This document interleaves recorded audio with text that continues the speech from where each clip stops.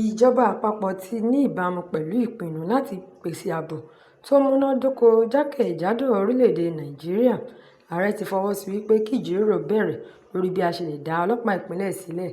Àwọn àgbà ní àjọrò ló ń jẹ́ àjọsọ. Èyí jẹ́ ìdáhùn sí igbe àwọn ará ìlú lórí ọ̀rọ̀ ààbò tó dẹnu kọlẹ̀. Èrò dídá ọlọ́pàá ìpínlẹ̀ sílẹ̀ ni wípé àwọn ọmọ onílùú wọ́n mọ àwọn kọ̀rọ̀ ìpínlẹ̀ wọn láti dènà ìwà ọ̀daràn lọ́nà tó yára.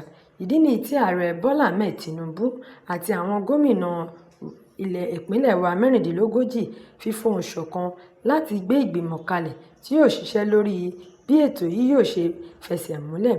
Èyí yóò jẹ́ kí agbára ààbò má ṣe wà ní ọwọ́ ìjọba àpapọ̀ nìkan mọ́, kí àwọn ìpínlẹ̀ lè bójútó ààbò wọn fúnra wọn. Nítorí Yorùbá ní àjòjì kò lè mọ sàárè àfọ́jú bí onílé kò bá ṣáájú. Lọ́wọ́lọ́wọ́ báyìí, àwọn amòfin àti ilé-ìgbìmọ̀ aṣòfin yóò tún òfin orílẹ̀-èdè Nàìjíríà yẹ̀wò láti rí i pé kò sí ìforígbárí láàrin ọlọ́pàá ìpínlẹ̀ àti ti àpapọ̀. Gẹ́gẹ́ bí ọ̀rọ̀ àwọn àgbà, wọ́n ní ìṣíwò ìwòkòrò wò, ohun tí a bá dìjọ wò dídùn ló ń dún.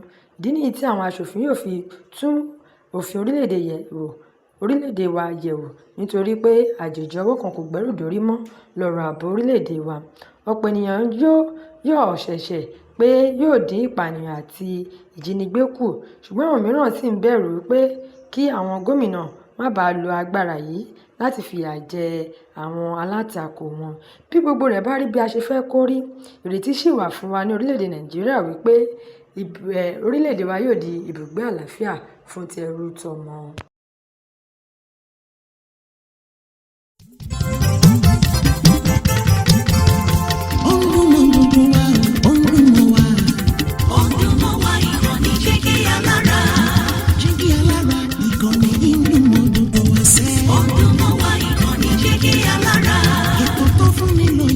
Ètò tó wà ní lọ́yẹ̀ wà ń bẹ̀. Ọdún mọ́ wa ìkànnì Jígí Alára. Ìròyìn lóríṣiríṣi tàbí mọ bó ṣe ń lọ láwùjọ.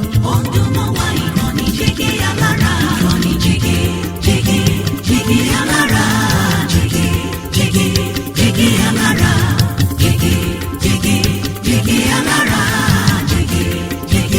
Jígí Alára.